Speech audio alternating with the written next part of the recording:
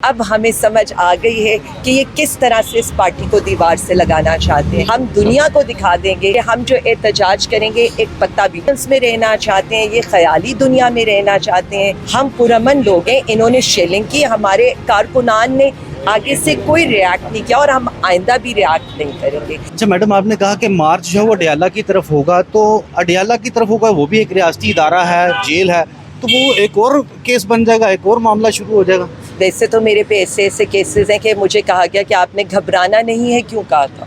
اب گھبرانا نہیں ہے پر کیس بن سکتا ہے، اور ایسے کیسز بن سکتے ہیں کہ مجھے تو یقین نہیں آ رہا کہ جی میں لاہور بھی موجود ہوں، میاں والی میں بھی ہوں، سرگودا میں بھی ہوں، قصور میں بھی ہوں، فیصل آباد میں بھی ہوں، گجرانوالہ میں بھی ہوں، اور اب تو میں FI اسلام آباد میں بھی ہوں، یعنی 7 شہر میں نے ایٹ اے ٹائم آپ کو گنوا دیے، تو اس کے بعد آپ اندازہ کر لیں یہاں تو کوئی بھی کیس بن سکتا ہے۔ لیکن ان کو لگتا ہے کہ مارچ کا مقصد ہم پرامن لوگ ہیں، ہم نے کل دنیا کو بتا دیا کہ ہمارے ساتھ پہلے بھی ریاستی دہشت گردی ہوئی تھی، ہم اس جبر کا ریاستی دہشت گردی کا شکار رہے ہیں۔ آج بھی میں اتنا ہی کہوں گی، ہم پرامن طریقے سے اپنے لیڈر کی رہائی کا مطالبہ کریں گے، اور ہم اس کے بعد ہم مائیں بہنیں بیٹیاں نکلیں گی۔ چلیں پھر اگر یہ ہم پہ ظلم کریں گے تو پہلے بھی کیا ہے، پھر دنیا دیکھے گی۔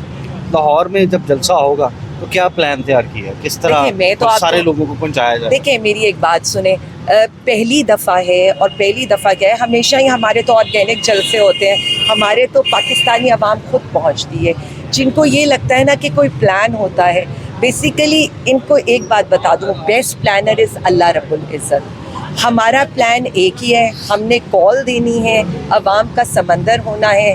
مینار پاکستان کیا کوئی جگہ پوری نہیں کر سکتی اس عوام کے سمندر کو؟ آپ صرف اتنا سوچیں کہ اگر میں کہہ رہی ہوں 40 کلومیٹر آپ نے راول پنڈی اسلام آباد سے دور ایک مویشی منڈی والی جگہ ہمیں دی، جہاں کیچڑ ہی کیچڑ تھا، عوام پہنچی، ہر جگہ کنٹینر لگائے، عوام پہنچی۔ 15 کلومیٹر جو ٹول پلازا تھا وہاں سے آگے تک سب جیم پیک تھا۔ تو اب اگر یہ الیجنس میں رہنا چاہتے ہیں، یہ خیالی دنیا میں رہنا چاہتے ہیں، تو پھر میں ان حکمرانوں کو تو صرف اتنا کہہ سکتی ہوں کہ رات ایک ویک اپ کال تھی۔ ہم پرامن لوگ ہیں، انہوں نے شیلنگ کی، ہمارے کارکنان نے آگے سے کوئی ریاکٹ نہیں کیا، اور ہم آئندہ بھی ریاکٹ نہیں کریں گے، کیونکہ اب ہمیں سمجھ آ گئی ہے کہ یہ کس طرح سے اس پارٹی کو دیوار سے لگانا چاہتے ہیں۔ ہم دنیا کو دکھا دیں گے کہ ہم جو احتجاج کریں گے ایک پتہ بھی نہیں ملے گا۔ اچھا، احتجاج سے کیا عمران خان جو ہے وہ ان کی رہائی ممکن ہو سکے گی صرف جلسے اور احتجاج سے؟ مجھے صرف اتنا بتائیں، عمران خان نہیں، ایک سیکنڈ مجھے اتنا بتائیں، عمران خان صاحب تو انڈر ٹرائل ہیں۔ کون سا قانون یہ کہتا ہے کہ آپ انڈر ٹرائل کو جیل میں رکھیں؟ میں خود انڈر ٹرائل تھی، چالان میرے اب پیش ہوئے، 8.5 ماہ مجھے بیل نہیں ملی۔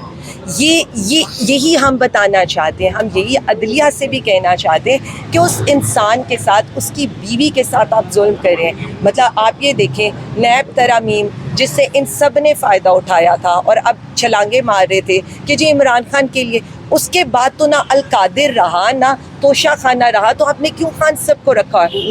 اسی ترمیم کے تحت انہوں نے ریلیف بھی مانگی۔ دیکھیں انہوں نے ان کے ریلیف ان کو تو چاہیے ہی نہیں تھا، وہ تو صرف اتنا کہتے تھے ان پہ تو پہلے ہی کیسز بوگس ہیں، آپ کو بھی پتہ ہے وہ سارے کیسز بوگس ہیں۔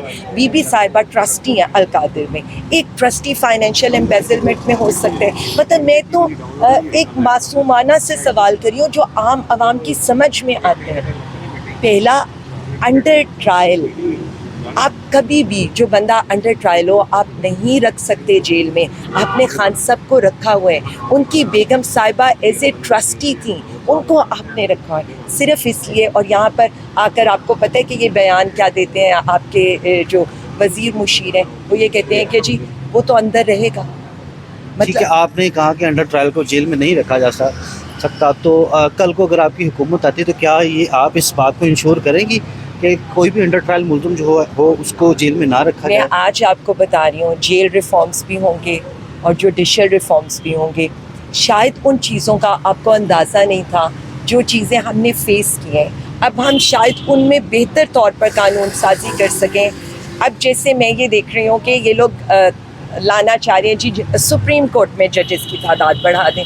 میں صرف عوام کے لیے، سب سے زیادہ جو اس وقت پینڈنگ مقدمات ہیں وہ لوور کورٹس میں ہیں، उन कोर्ट्स को पूरा करें, उनमें जजेस की तादाद बढ़ाएं, उनमें हम लेकर आएंगे कि हमारे जितने भी कैदी हैं उन कैदियों को फ़ौरन उनके केसेस ख़त्म हो, जो भी उनका फ़ैसला होने। मतलब हम वहाँ पर, जैसे मैं तो 3-4 जेलों में रही हूँ, तो मैं सिर्फ इतना बता सकती हूँ कि अगर 250 औरत है तो 40 औरतें हैं जिनको सज़ा हुई है, बाकी 210 औरतें वो हैं जो सिर्फ अभी ट्रायल फेस कर रही हैं। इसी तरह से हमारे बहुत से लोग हैं जिनके मचल के जमा नहीं हो सकते।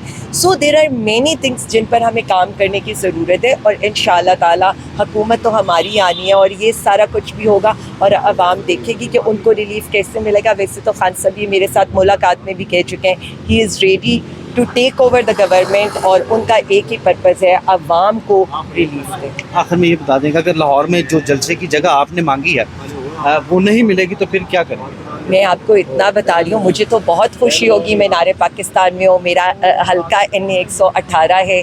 इंशाअल्लाह ताला जब मैं कह रही हूँ मैं उसकी मेज़बान होंगी। वैसे ही मुझे जितना मेरे हल्के के लोगों की मैं मकरूज़ हूँ, तो इंशाअल्लाह ताला ये कर्ज़ उतारने का भी मुझे अच्छी तरह मौका मिलेगा। मैं इतना इनसे कहूँगी, हम पुरअमन लोग हैं, हमें जलसे करने दें, कोई फ़र्क नहीं पड़ेगा। आप सिर्फ ये देखें कि आप आवाम के रिलीफ़ के लिए क्या कर सकते हैं। और वैसे भी वो कहते हैं ना, अब बस कर जाएं, जो आवाम का फ़ैसला उसको मान लें। हम तो स्टाने कर। Thank you. बहुत शुक्रिया।